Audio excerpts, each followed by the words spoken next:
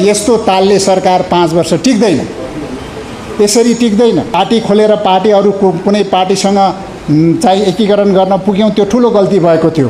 तर त्यो हामी गल्ती सच्याएर आएका छौँ र अब त्यस्ता गल्ती हुँदैन, त्यस्तो गल्ती अब हुँदैन।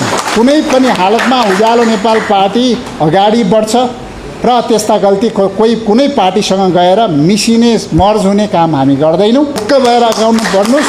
अबको स्थानीय निकायको चुनाव र प्रदेशको चुनावमा उज्यालो नेपाल पार्टीले नै जित्नेछ। आन्दोलन गर्छौँ, सडकमा जान्छौँ, जनता कहाँ पुग्छ? यो देशमा सम्पूर्ण चिजको समाधान पानी छ। पेट्रोल, डिजेल, ग्यास सबै रिप्लेस गरेर इलेक्ट्रिसिटीबाट चलाउन सक्छौँ। हामी हाम्रो जीवनलाई इलेक्ट्रिसिटीमा कन्भर्ट गर्नुपर्छ। हामीले चलाउने हरेक चिज इलेक्ट्रिसिटीबाट चल्ने हुनुपर्छ। तब मात्रै हामी यो देशमा आत्मनिर्भर इकोनोमीतिर जान्छौँ। यो देशमा शिक्षामा आत्मनिर्भर, चाहिँ विद्युतमा आत्मनिर्भर, कृषिमा आत्मनिर्भर बनाउन सकेपछि मात्रै त्यसपछि हामी एउटा संसारको देशहरूमा एउटा सशक्त देशको रूपमा स्थापित हुन सक्छौँ।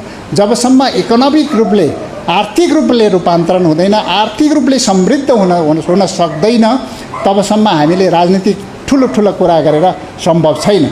आर्थिक रूपान्तरणको बाटो भनेकै अहिले अबको बाटो भनेको हरित क्रान्ति हो। त्यो भएको हुनाले अब नेपालको बाटो भनेको मध्यमार्गी बाटो हो।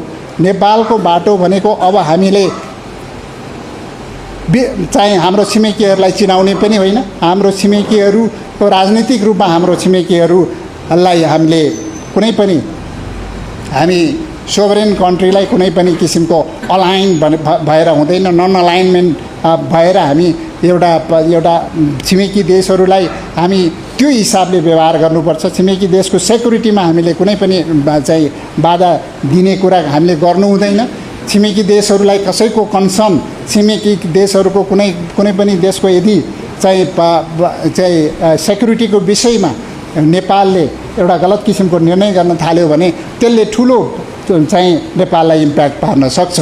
तर इकोनोमिक डिप्लोमेसी, अब यो पोलिटिकल डिप्लोमेसी र इकोनोमिक डिप्लोमेसी अलि फरक हुन्छ।